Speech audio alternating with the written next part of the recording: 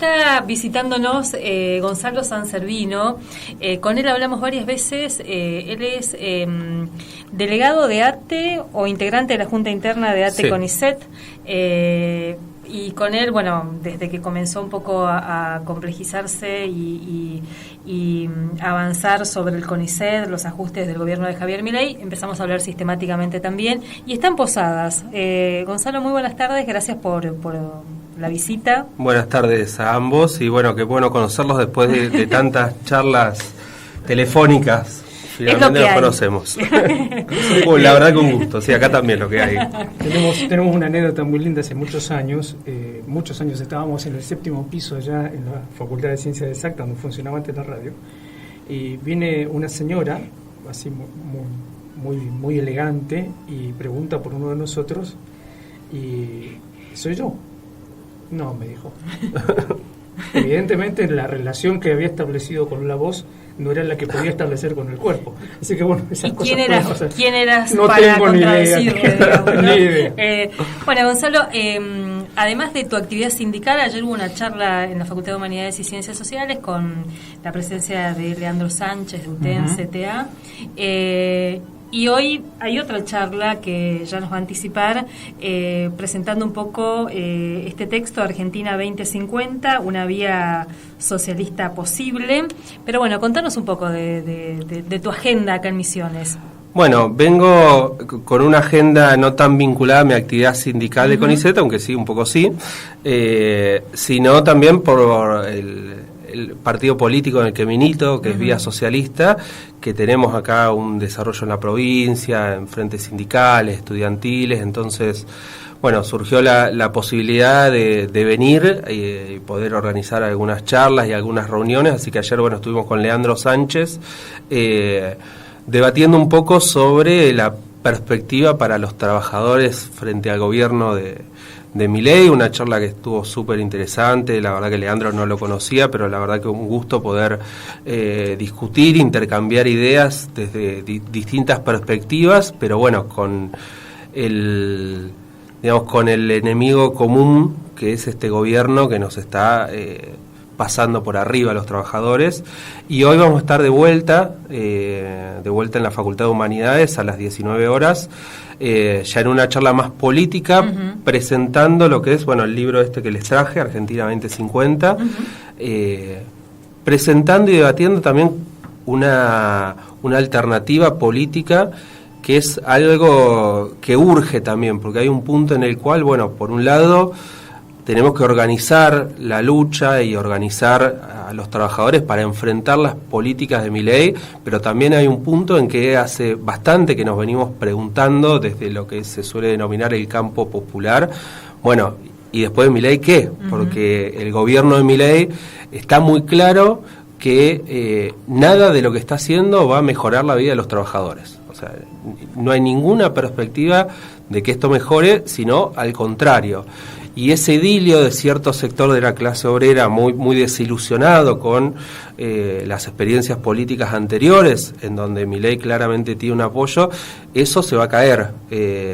Y sea por la vía de la huelga general y la lucha callejera, o por las elecciones, la experiencia de Milei tiene los días contados. No sé si durará un año más, 2 años más, 4, o quizás un poco más, pero esto no va a ser para siempre, porque ninguno de los problemas de las masas por los cuales un sector de los trabajadores votó a Milei lo van a terminar resolviendo. Y entonces lo que tenemos que preguntarnos es, ¿después de Milei qué? O sea, claro, si a Milei lo voltea la movilización popular o pierde las elecciones, ¿qué viene después? ¿Qué hacemos? Y mientras tanto, ¿qué pasa con los procesos de articulación? Porque una de las cosas que uno nota, mirando desde el balcón, como a veces hacemos nosotros, es una cierta desarticulación que se da hasta en las movilizaciones. Vos notás que hay columnas que no se rozan, digamos, para decirlo bien gráficamente. Sí. Bueno, hay claramente, en lo que es la dirigencia sindical, se han abierto como 2 grandes campos. Uno, está claro, ha quedado muy claro en las últimas 2 semanas, un sector de la dirigencia sindical que ya ha tomado la decisión de que van a bancar y van a apoyar a Milei, digamos, y con esa gente va a ser muy difícil unirse en algún momento. Y después hay otro sector que algunos con más dudas, algunos más decididamente, digamos, dicen o han salido y han tratado de organizar la lucha. Pero bueno, es una lucha en donde la clase obrera ha actuado muy dispersa, muy fragmentada, tiene que ver con las posiciones de las dirigencias sindicales, pero también, y sobre todo en los últimos 6 meses, lo que nos ha pasado es que cuesta convocar a los trabajadores y que salgan a dar una respuesta. O sea, hay todo el tiempo lo estamos debatiendo en ámbitos sindicales, en ámbitos políticos, de bueno, ¿qué pasa con los trabajadores que no reaccionan? Es un golpe atrás de otro y la reacción que hay no está a la altura, digamos, no termina de plasmarse. Tal vez uno puede pensar también, en el sector estatal estamos hablando de más de 30.000 despidos, en el sector privado algunos te dicen 130, sí. 200.000, depende de qué sector, ni qué hablar del sector informal. Es decir, es una lucha, es un ajuste que tiene consecuencias muy concretas, digamos, ¿no? Y eso también uno puede pensar, es muy disciplinador. Sí. Y la caída salarial, porque también, los que todavía conservamos el trabajo hemos perdido entre 30 y 35% del poder adquisitivo de los salarios. Y entonces, bueno, la pregunta es qué pasa que no se está reaccionando a la altura de eso, y en parte la falta de unión de las luchas tiene que ver con eso, que, digamos, hay un punto en el cual uno critica a las dirigencias sindicales que no convocan, que no generan los espacios, pero algunas generan los espacios y eso no se traduce en una movilización.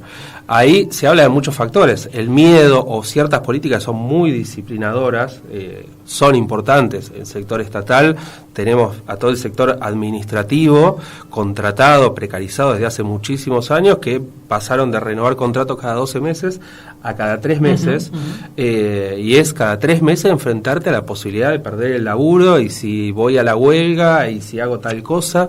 Ahora nos pusieron un examen de idoneidad que realmente es una cosa que genera una bronca, una impotencia, y las posibilidades de generar una reacción que pueda impedir que tomen ese examen son muy complicadas.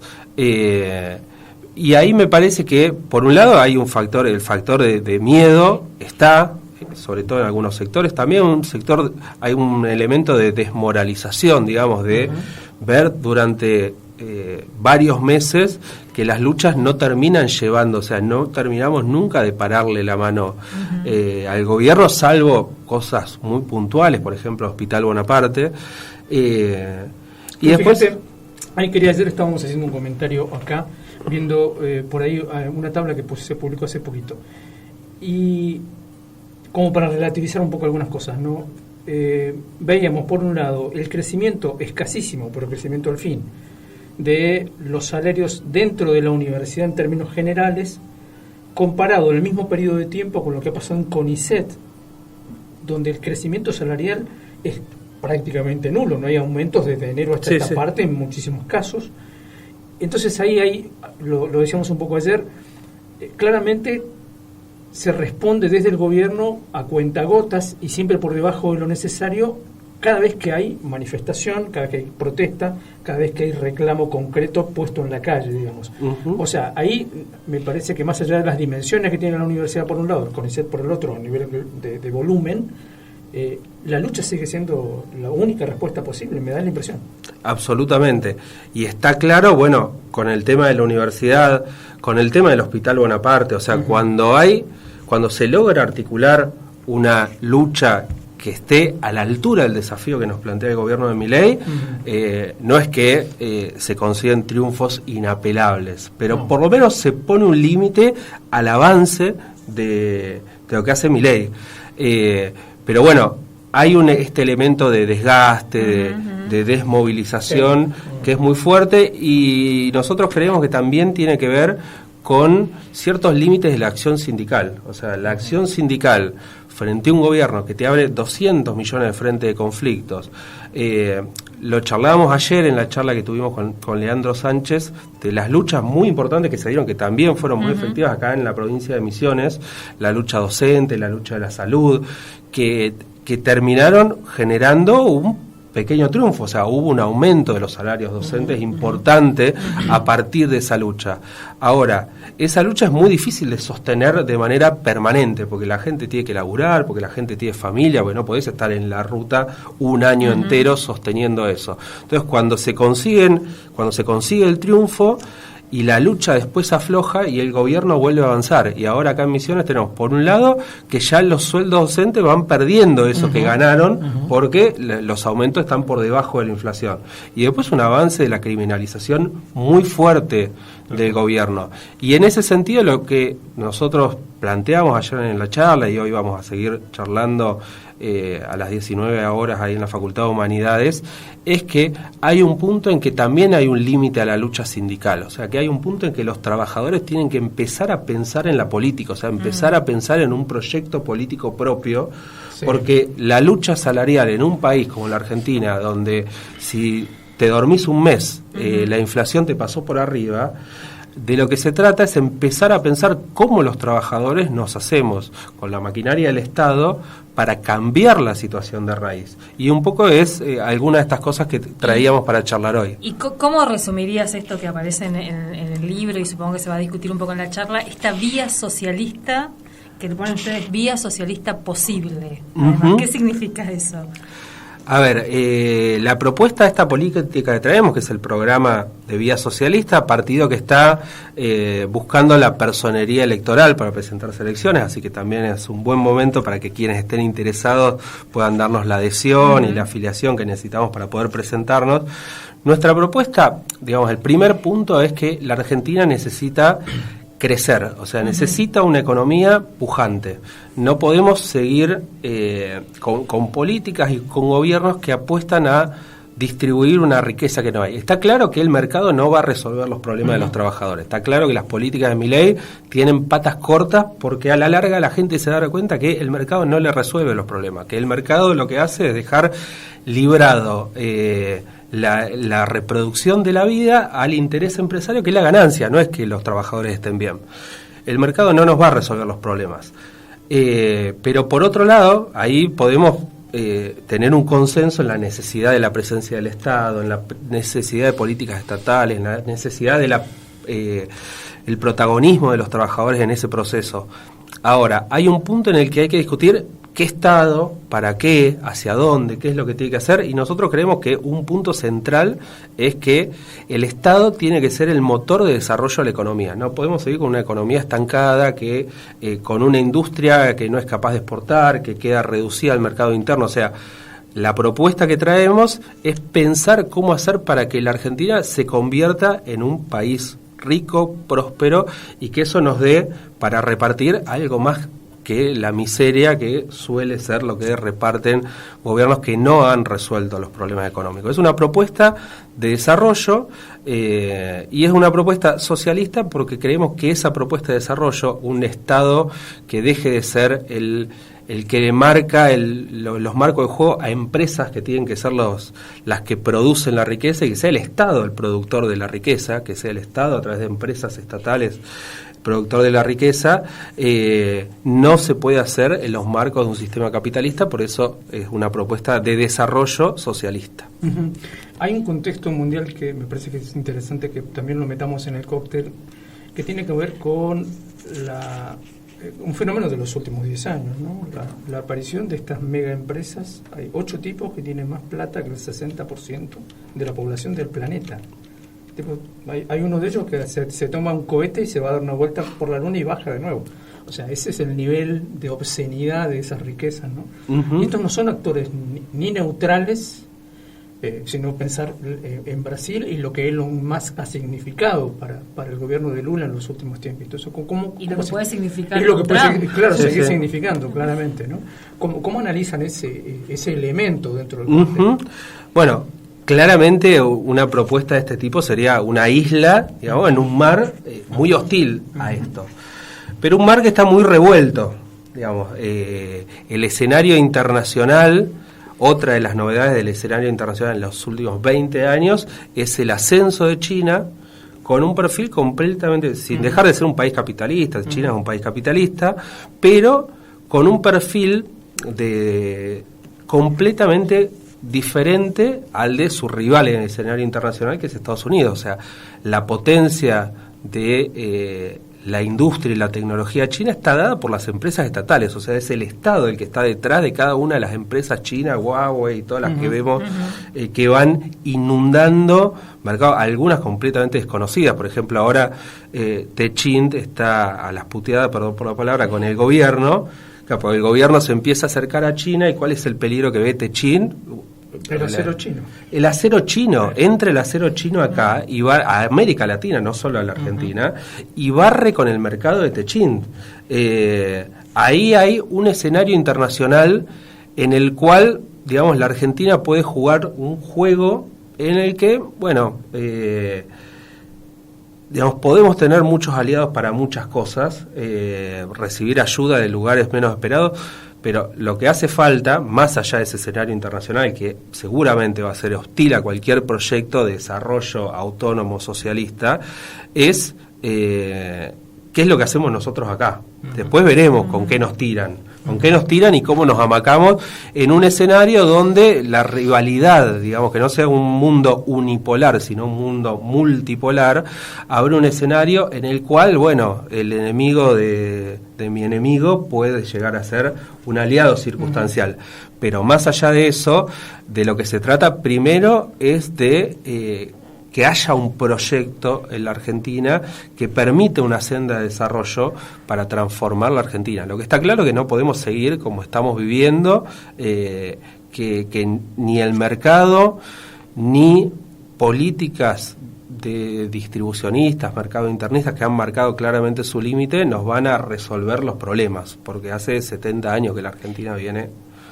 Y además uno puede pensar, la Argentina, con la extensión territorial que tiene, los recursos o bienes naturales que tenemos, desde agua, litio, gas, petróleo, pesca. Es difícil explicar que hoy seamos casi una gran villa miseria con bolsones de pobreza e indigencia como los que tenemos. Absolutamente, agrego, ya que por deformación profesional, la potencialidad de la formación de recursos humanos en el sector científico, que son capaces de generar alternativas de desarrollo, productos que se pueden exportar. O sea, la Argentina podría haber sido, es hoy uno de los pocos países que ha desarrollado una vacuna contra el COVID, y con una política científica diferente que apuntale ese tipo de desarrollo en el marco de una estrategia de desarrollo, podríamos haber tenido esa vacuna en el peor momento de la pandemia, y no es algo raro, la tuvo Cuba, que no es un país que tiene más recursos que la Argentina, es un país que tiene otro proyecto social, otro proyecto político, pero no tiene más recursos económicos de los que tiene la Argentina. Cuba tuvo una vacuna contra el COVID, la Argentina podría haber exportado, podría haber ahorrado importaciones. La cantidad de dólares que se nos fueron en comprar vacunas a Estados Unidos, a Europa, a China, y podrían haber sido recursos que se podrían haber utilizado internamente para desarrollar una industria, una economía con otra perspectiva. O sea, absolutamente, bueno, mencionabas la pesca, ayer salió el tema de la piscicultura y hablábamos de la ineficiencia de las políticas estatales, por ejemplo, acá en la provincia de Misiones, donde hubo políticas de promoción de la piscicultura que terminan fracasando porque son políticas, decíamos, cosméticas. O sea, decimos, promueve la piscicultura, el gobernador se saca la foto con la política y después queda completamente abandonado. Y es un derroche de recursos cuando podría ser... sin ir más lejos, Chile exporta carne de pescado, miles de toneladas, y es un ingreso de dólares enorme, y la Argentina tiene los recursos naturales para poder desarrollar eso en el camino de que construyamos otra cosa, porque no vamos a ser un país más grande que pague mejores salarios explotando solamente nuestros recursos naturales. Esa tiene que ser la base para transformar la estructura productiva de la Argentina y que nos convertamos en la próxima China, la próxima Corea, con otra base social, con otra política hacia los trabajadores, pero una potencia exportadora de tecnología. Tenemos los recursos humanos para hacerlo, tenemos los recursos materiales por toda esa potencialidad de recursos naturales. El tema es construir ese proyecto para poder desarrollarlo. Vendamos Opeye. Exactamente. Reiteramos dónde vas a estar hoy en la Facultad de Humanidades para seguir hablando de esta vía socialista. De esta vía socialista posible que proponemos desde el partido homónimo. Muchas gracias, Gonzalo. Bueno. Gonzalo Sansebrino, no sé si lo tenemos acá a mano para... Después vamos a ir reiterando bien el lugar de la convocatoria, como para que puedan acercarse. Así que muchas gracias por el libro también. Bueno, gracias a usted por recibirme, no solo hoy, sino todas las veces que han estado para difundir la lucha de CONICET, así que bueno, agradecido. Somos parte también acá, así que muchas gracias. Nos toca. 15:56.